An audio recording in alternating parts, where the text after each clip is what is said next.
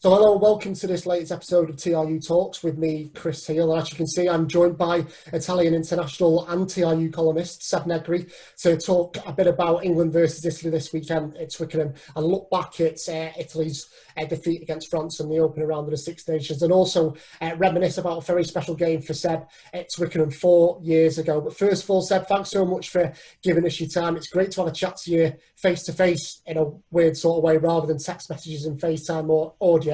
First and foremost, how's things with you, and how's life in the Italian bubble? Yeah, Chris, good to catch up as always.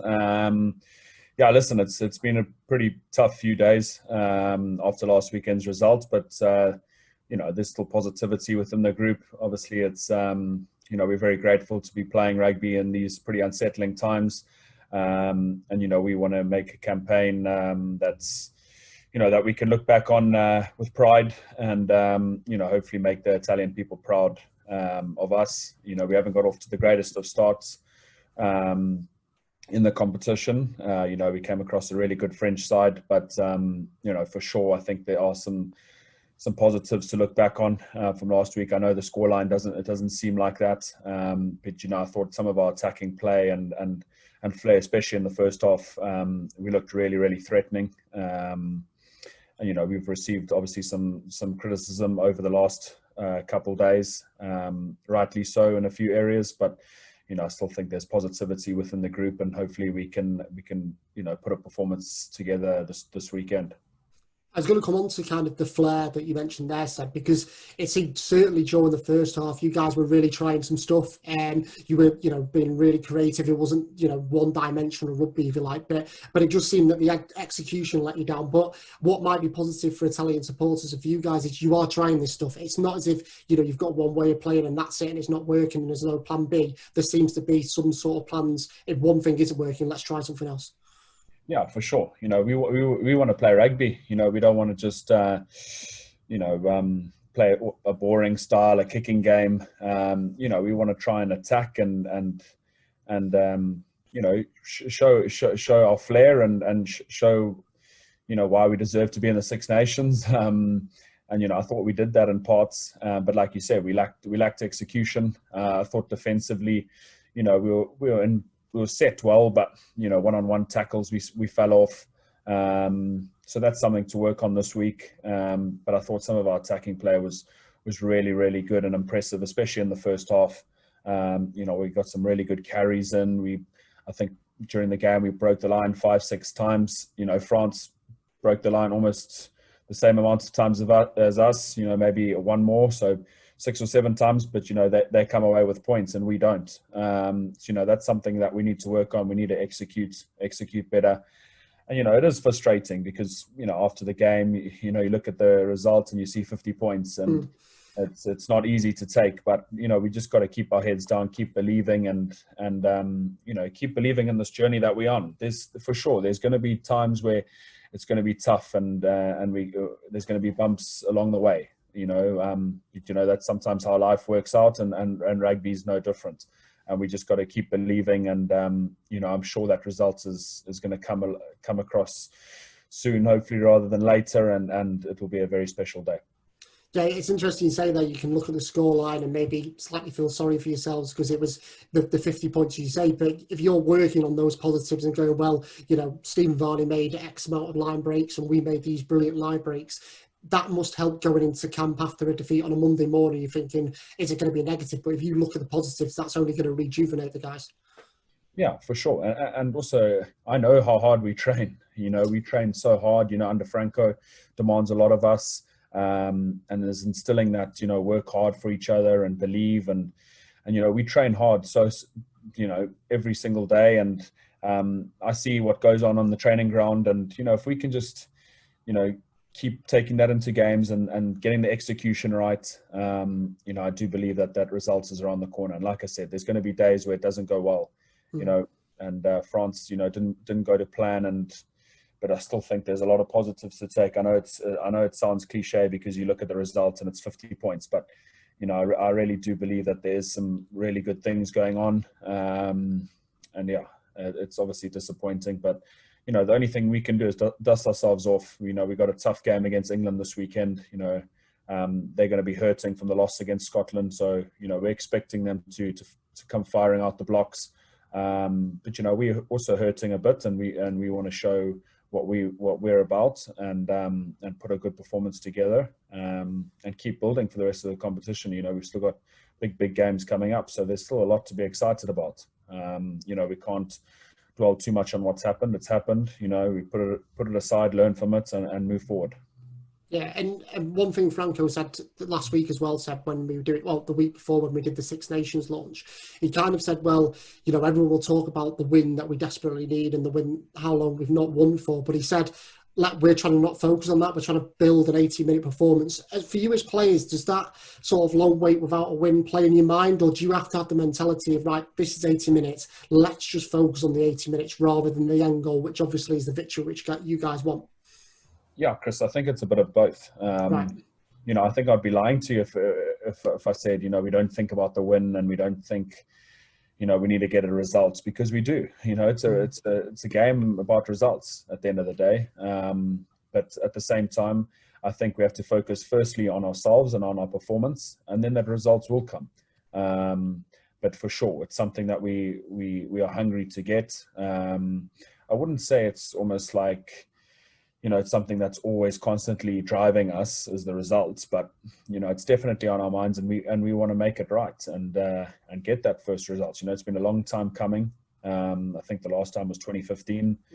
So it's been far too long, and we need to get a result now. But there's a lot of focus in the group. There's a lot of youngsters coming through, and I know, again, cliche that every year we say we're getting better and that there's youngsters, but if you look at that team that we fielded on Saturday, the inexperience, we will get there. And I train with these young guys every day. I know, how hungry they are for success, and hopefully that results is around the corner. Yeah, and with that youth that you mentioned there, Seb, and you see it firsthand as well, that, there is a lot of young players who are gaining experience, and Franco did say it's a fresh start for us, given what happened last year with COVID-19 and Franco coming into the job. So when you maybe see criticism, I know Sam Warburton was quite vocal during the Wales Ireland coverage of saying, well, there needs to be promotion and relegation, and Italy's strength and depth isn't there. Does that maybe sting a little bit for you guys in the Italian camp, because you do see the hard work and you do see this young crop of players coming through that just need that bit of time to develop, not only internationally but playing in the Pro 14 as well? Yeah, well, I saw Sam's interview and what he said. A few of us boys did, but we don't really think about it too much, to be honest. He's got his own opinions, and he's a respected man after what he did in his career. But like I said, the only thing that we can do is focus on ourselves and what we can control, and think about us as a group within these four walls. We can't really think about too much about what's happening on the outside, what the media is saying. We got to believe in what we're doing and our processes that we go through every day. There's always going to be that chat about Italy going up and down, the Six Nations, should they be in, should they be out? But I really believe that we fully deserve to be here. We've shown over the last couple of years, yes, we haven't won games, but we've been very close. If you look at the Autumn Nations Cup, even 60 minutes we were beating Scotland, and they've just beaten England. So I don't think we're that far off. I know it's easy to say Italy don't deserve it, but what will happen is that maybe we play Georgia, but we beat Georgia, and then Yeah. It is what it is. So we've shown, and also in the past when we played Georgia, that we beat them, and it was comfortable. But yeah, I fully believe that we merit to be here. Sam's got his own opinions, and he can think what he wants. He's a well-respected pundit, and obviously respected in the game of rugby. But we know what we want and what we want to achieve, and I think it's important that we stick together as a group here, not worry too much about what's said on the outside. And the only way we can do that is put a performance together and prove those doubters wrong. And you'll obviously be sticking together, Seb, this weekend as Italy travel to Twickenham to play against England. And before we get into sort of the game on Saturday, Twickenham is obviously a place that will hold very fond memories in your heart. We do talk about this a lot sometimes in your column, Seb, and maybe too much, maybe too little. But 4 years ago was obviously when you were still playing for Hartpury, nearly exactly 4 years ago, actually, with us being in the middle of February nearly now, where you guided a team to university glory, the biggest prize of the university game with BUCS Championship Rugby. And I want to maybe try and take you back to that day, maybe watch a few clips to see what you remember, because it was such a special day in your career. It kind of was a day that is a milestone in your career, if you like, Seb. No, for sure. And like I always say to you, I think it's something, that I look back on with tremendous pride. It was, to this day, some of the best rugby memories that I ever created. Twickenham, that day at Twickenham being, right up there with one of the best. And I'm not just saying that, but, taking the field with some of your best friends, winning the cup, winning the trophy, winning the league, obviously. It was a tremendous year for everyone at Hartpury. And, I look back at it, like I said, with huge amounts of pride.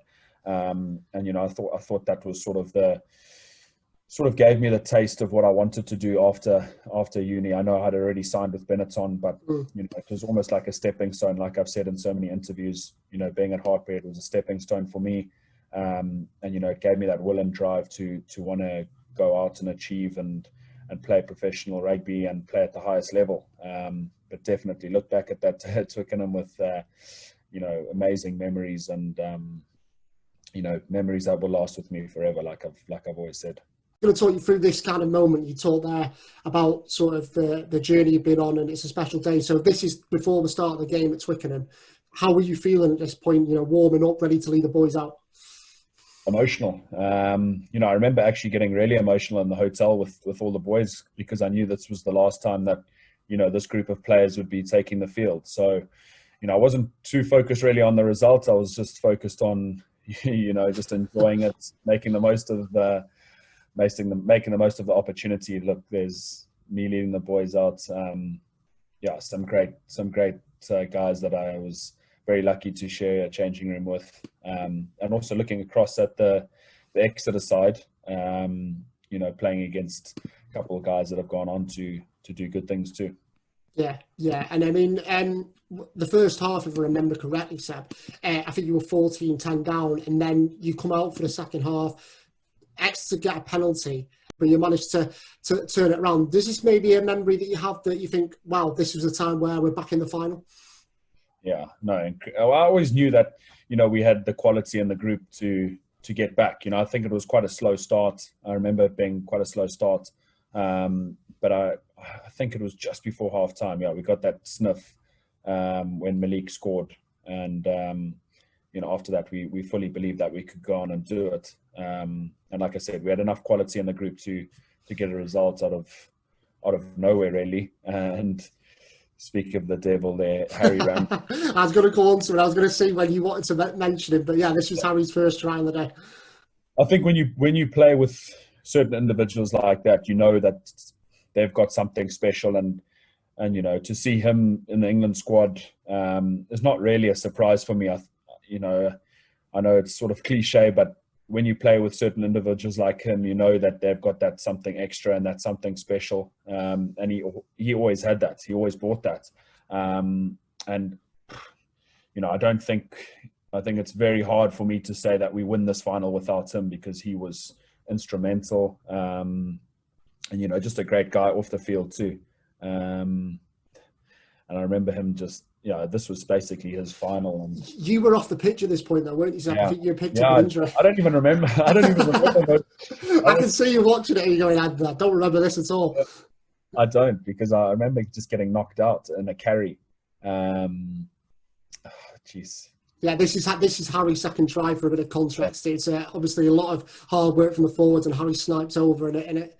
Yeah. But this happened in the space of 4 minutes. He kind of turned the final on its head. Yeah, he did. Yeah, he turned the final on its head, and like I said, he's a special player, and I like I'm not surprised to see how well he's doing. I still keep in touch with him every now and again. You know, it will be very, very special for us to play against each other on Twickenham. You know, the last time obviously being that we were on the same team, you know, fighting for the same badge. Obviously now we're in different camps, but you know, I think that'll be a very special moment for sure. Any messages between you two this week, Seb, or has it been pretty quiet so far? I'm sticking professional this week. Yeah, no, I'm sure I'll chat to him if I see the team sheet come out. I'll send him a message. But you know, it'll be great to see him. I'm really proud of what he's achieving. And like I said, I'm not one bit surprised. You know, I think when you play with certain individuals like that, you know that they've got something special and that they're going to go on to do really good things. And I hope he gets his opportunity and that he takes it with both hands, hopefully not against us. I mean, it would be great to see him play, but, you know, I'm sure that he will get that opportunity and he'll show what qualities he has. Yeah. And I just want to get one final clip as we talk about Harry. Here we go. This is towards the end of the game. Line out, and then he kicks it out, and yeah, we just go berserk. Yeah, so it's pure elation, and I think checking me there, Lenny. No, it was very, very special memories, and memories actually we still talk. I went on a holiday with a few of these guys, you know, this last year in July, and we were still chatting. And check, there's me and Harry Randall there, and we still chat, you know, at lengths about this day and about the days that, you know, happened afterwards. Let's not go into too many stories about what happened afterwards, but you know, it was an awesome couple of days celebrating and you know, enjoying what we fully deserved and created memories that, like I said, will last with us forever. And, you know, it was great to share that with such a special group of players. Yeah, the journey kind of you and Harry have been on over the last 4 years, Seb, is one that I think BUCS and everyone associated with Hartpury and University will be proud of. But just on to Italy again and on to this weekend, Seb. During the 2 games you played with them recently, if I'm right in saying it, in the Six Nations, and then you played in the World Cup warm-up at St James's Park, you guys seem to bring a lot of energy those days, and he did cause England a few problems. Is that something you're going to try and maybe replicate this weekend, or cards close to your chest at this point? No, obviously I don't want to give too much away, but we know what England, you know, are wanting to do. They want to be physical. They want to be in your face. They want to win the gain line. So, you know, we got to, you know, step up our game physically, you know, have a huge physical effort, both in defense and in attack. And, you know, just work on the things that we've been working on after France. You know, we've trained well this week. We had a really good session today. And if, you know, we keep building every week and focus on ourselves and not worry too much about what Sam Orbison and other pundits and people have to say, you know, we just focus on ourselves. And, you know, we showed a lot of heart and a lot of character the last time we played against England. So that's definitely something that we want to replicate, not only against England, but, you know, against every other team that we come across. You know, we know what qualities they have and what they can bring. You know, they're an awesome side with strengths all over the pitch. But you know, it's all about focusing on ourselves and what we can do. Yeah, and just one more from me, Seb, really. You know, we saw how well Scotland played against England. They started the game really quickly on Saturday, and I know we've talked about consistency in that 80-minute performance, but you guys will be looking for a quick start, because in a way against France you did start really quickly, didn't you? And you were, you know, getting into that 22 quite a few times. Yeah, I think it's really important to start. So, you know, if we can sort of ride the wave and sort of impose our attack on them early doors and like I said, get into their face and impose our physicality on them, you know, not give them quick ball and not give them an easy platform to impose their kicking game, etc. You know, that will only help us. But like I said, we're really excited. We know it's going to be a big challenge. It always is when you play against England, especially in the UK. I believe it's going to be freezing. It's cold over here, Seb. It's really cold. All my friends are saying it's freezing. So, no, but we're really excited and really looking forward to the challenge. And yeah, like I said, hopefully we can make people back home proud. Absolutely, absolutely. Well, Seb, it's been brilliant to catch up with you. Thank you so much for your time on Talking Rugby Union, as always. And also the build-up to England and Italy continues this week. Joe Harvey's going to be on a few England press conferences, getting the inside scoop from what's going on in the England camp after that defeat to Scotland. We've got Gary Heatley covering Scotland versus Wales for us as well, and we'll be keeping an eye on Ireland versus France on Sunday as well. But Seb, thanks so much for your time. As always, go well at the weekend, and thanks for joining us on TRU Talks. No, absolute pleasure. Thanks so much for having me.